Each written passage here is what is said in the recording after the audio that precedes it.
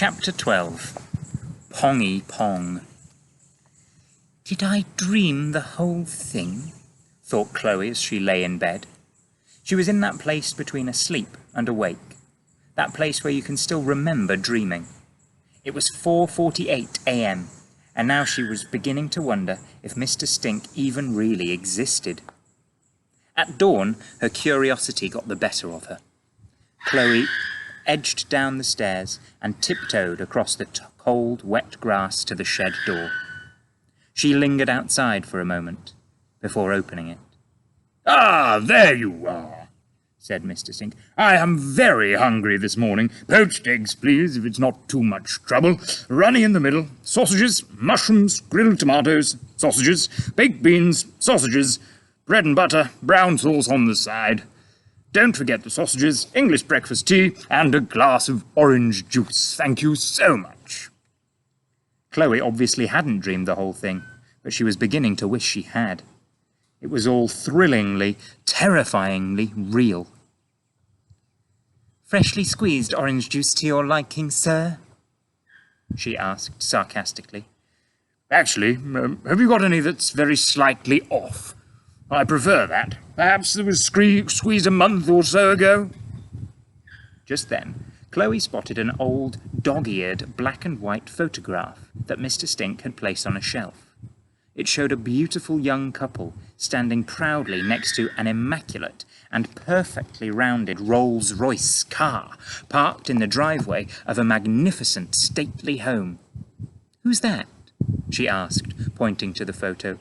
No, nobody, nothing," he stammered. "Just a sentimental old photograph, Miss Chloe." "Can I see?" No, it's just a foolish picture. Please pay it no heed." Mr. Stink was becoming increasingly flustered. He snatched the photograph from the shelf and put it in his pyjama pocket. Chloe was disappointed. The photograph had seemed like another clue to Mr. Stink's past, like his little silver spoon, or the way he'd bowled that piece of paper into the bin.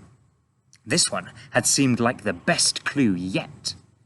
But now Mr. Stink was shooing her out of the shed. "Don't forget the sausages," he said. How on earth did Dad miss him? Thought Chloe as she went back to the house. Even if he hadn't seen Mr. Stink in the shed, he surely must have smelled him. Chloe tiptoed into the kitchen and opened the fridge door as quietly as possible.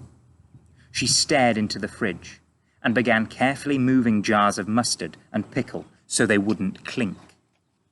She hoped to find some out-of-date orange juice that might appeal to Mr. Stink's tainted palate. "What are you doing?"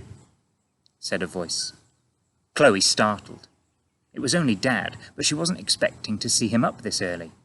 She gathered herself for a moment. "Nothing, Dad. I'm just hungry, that's all." "I know who's in the shed, Chloe," he said. Chloe looked at him, panicked, unable to think, let alone speak. "I opened the shed door last night to see an old tramp snoring next to my lawn-mower," Dad went on. "The Pong was, well, pongy. It was an extremely pongy Pong." "I wanted to tell you, honestly I did," said Chloe. "He needs a home, Dad. Mother wants all homeless people driven off the streets." I know. But I'm sorry, Chloe. He can't stay. Your mother will go nuts if she finds out." "Dad, I'm sorry." "It's okay, love. I'm not going to say anything to your mother. You've kept your promise to not tell anyone about me losing my job, haven't you?" "Yes, of course." "Good girl," said Dad. "So," said Chloe, glad to have Dad to herself for a while, "how did your guitar get all burned?" "Your mother put it on the bonfire." "No." "Yes," said Dad sorrowfully. "She wanted me to move on with my life. She was doing me a favour, I suppose." "A favour?" "Well, the Serpents of Doom were never going to make it. I got the job at the car factory, and that was that." "But you had an album. You must have been dead famous," chirped Chloe excitedly. "No, we weren't at all," chuckled Dad. "The album only sold 12 copies. 12? Said Chloe. "Yes, and your grandma bought most of those. We were pretty good, though. and one of our singles got into the charts. What? The top 40? No, we peaked at 98. Wow, said Chloe. Top 100? That's pretty good, isn't it?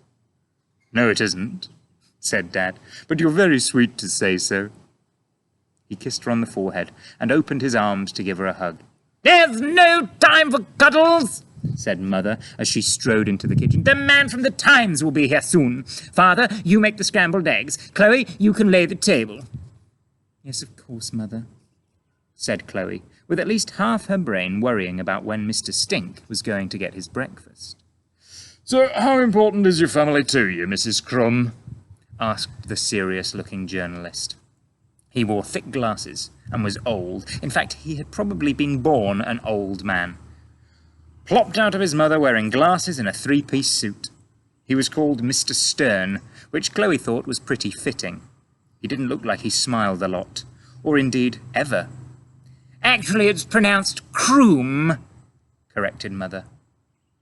No, it's not, said Dad, before his wife shot him a look of utter fury. The Crumb family was sitting around the dining table and not enjoying their posh breakfast. It was all such a lie. They didn't normally sit round the dining room table eating smoked salmon and scrambled eggs. They would be round the kitchen table eating Rice Krispies or Marmite on toast. Very important, Mr. Stern, said Mother. The most important thing in my life. I don't know what I'd do without my husband, Mr. Croom, my darling daughter, Annabelle, and the other one, what's her name? Chloe. Well then, I ask you this, Mrs. Croom. Is your family more important to you than the future of this country? That was a toughie. There was a pause, during which a civilization could rise and fall. Well, Mr. Stern, Mother said.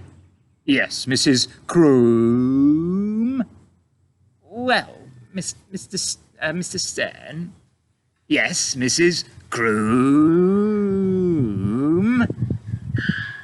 At that moment, there was a little rat-tat-tat on the window. Excuse me for interrupting, said Mr. Stink with a smile, but please could I have my breakfast now?